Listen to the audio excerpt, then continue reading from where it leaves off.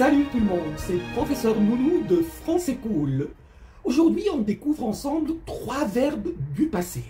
Le passé composé, l'imparfait et le plus que parfait. Vous saurez quand les utiliser avec des exemples variés et concrets. Alors, prêt? C'est parti. On commence avec le passé composé. Quand l'utiliser? Pour une action ponctuelle, c'est-à-dire une action qui a un début et une fin dans le passé. Exemple, j'ai réussi mon examen hier. C'est une action unique qui s'est terminée hier. Exemple 2. Elle est partie en voyage ce matin.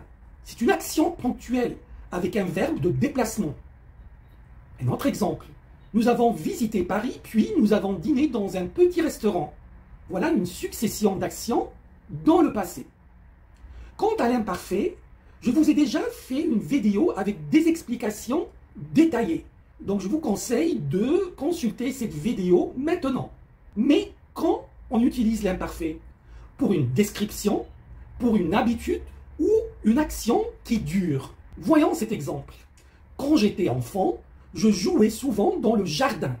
Voilà une habitude dans le passé. Un autre exemple, le ciel était gris et les feuilles tombaient lentement. Là, il s'agit d'une description. Un troisième exemple, pendant qu'il lisait un livre, je préparais le dîner. Et là, il y a 2 actions qui continuent dans le passé. Venons au plus que parfait. On l'utilise pour une action qui est antérieure, c'est-à-dire qui vient avant une autre action dans le passé. Par exemple, avant de partir, il avait rangé toutes ses affaires. L'action de ranger est antérieure au départ. Prenons cet autre exemple. Nous avions déjà fini de manger quand ils sont arrivés. Manger est une action qui précède l'arrivée.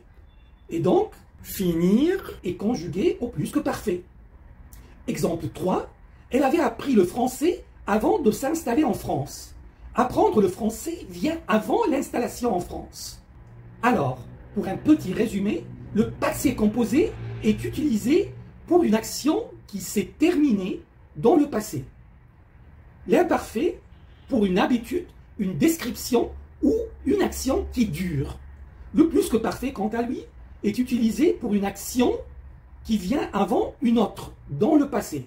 Je vous ai aussi fait une vidéo où je vous montre plein d'exemples pour choisir entre ces 3 temps dans des situations de la vie réelle. Je vous conseille de regarder cette vidéo. Si vous avez aimé cette vidéo, je vous conseille de vous abonner à la chaîne. Je vous conseille également de vous rendre sur françaiscool.fr pour vous inscrire à nos cours de français en ligne. Je vous dis à très bientôt pour une nouvelle leçon de français. Au revoir.